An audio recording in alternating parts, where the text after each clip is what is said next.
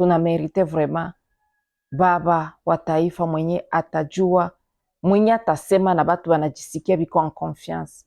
Sino hakuna hata fasi kwenye alimettre population en confiance. Notre papa sait que son humiliation, c'est directement l'humiliation de plus de 100 millions d'habitants, plus de milliers de femmes violées, comme il le dit souvent. Nous nous attendions à un discours qui rassure, à un discours qui met la population en confiance, à un discours qui réconforte les âmes des gens blessés, déjà traumatisés par ces situations que nous vivons, surtout ici à l'Est et au Congo, dans tous les pays entiers.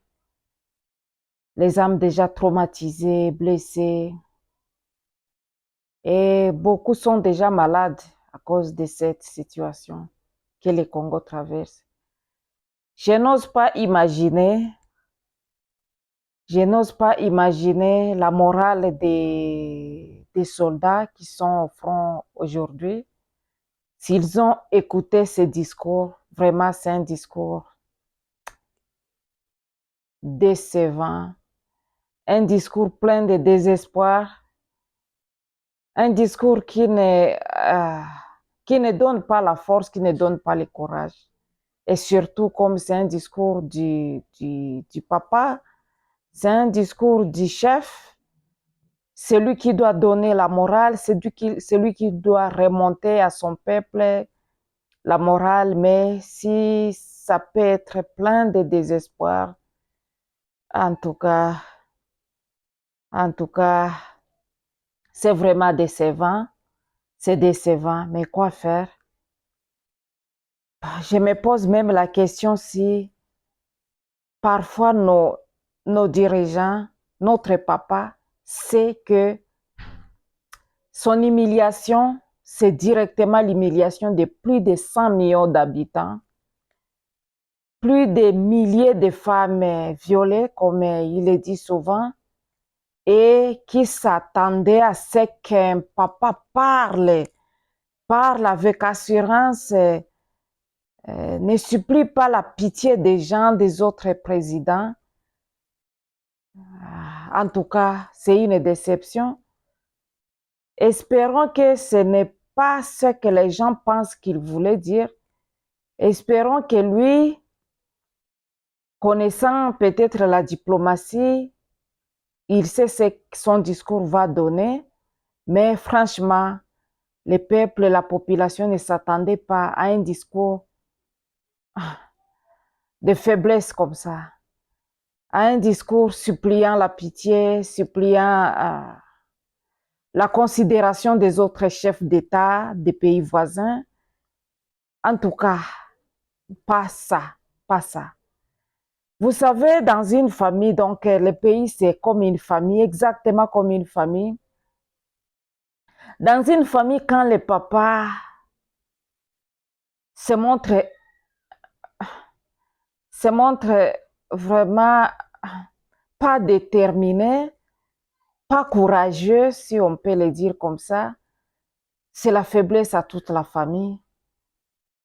Et je pense que les enfants, s'ils sont au moins consciencieux, c'est à leur tour, c'est à eux de prouver au moins, peut-être que le papa était un peu malade, il souffrait peut-être, et c'est aux enfants de prendre courage, de se mettre debout et de prendre leur place. Si pas même, je pense, ils peuvent même montrer au papa, montrer aux autres, donc aux collaborateurs du papa, que eux sont là pour la famille, car après tout, c'est la famille qui gagne. Et alors, c'est à nous, nous Congolais, de soutenir ces Congolais-là, ces fils-là, ces papas, cet enfant-là qui sera brave, à démontrer au moins le courage, je m'excuse, à rassurer la maman à rassurer les autres enfants, à rassurer la famille que ça va, la force est là. Il est déterminé à redonner espoir. Il est déterminé à laver cette honte, cette humiliation et à prouver que la famille est encore forte et la famille est toujours forte et rien n'est perdu. Sinon, je n'ose pas croire la déception qu'ont nos militaires armés à la main à cette heure.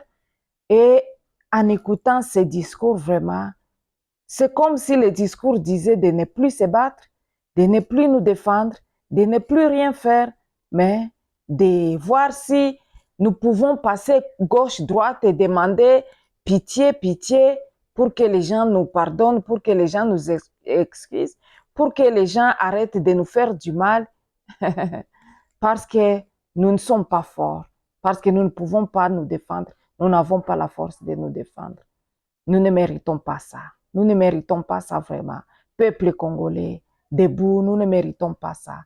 Nous méritons des dirigeants, nous méritons un papa fort, un papa qui montre qu'il assure, qui rassure sa population, qui rassure sa famille et que sa famille se sente en confiance.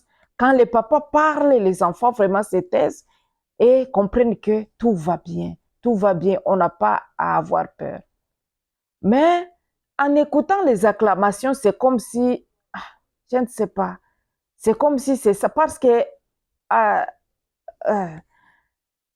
au moment du discours des Nations Unies, les gens se plaignaient beaucoup, disant comme quoi, comment notre papa, notre président a amené 120 personnes, au moment où les autres amenaient moins de 20 personnes. Et là, on ne savait pas pourquoi est-ce qu'il pouvait amener tous ces gens-là, toutes ces personnes là-bas. Mais on a finalement compris que ces gens-là ont un rôle vraiment à jouer très capital. C'est pour acclamer, pour acclamer. Tout ce qu'on dit, c'est pour acclamer. Et là, les acclamations ont aussi une place. Oui, les acclamations ont aussi une place. Mais franchement, chers dirigeants, cher papa, notre président, nous méritons mieux. Nous méritons mieux. Nous méritons vraiment du courage, la détermination, la force, l'assurance, quoi. Hein? Nous sommes une grande nation.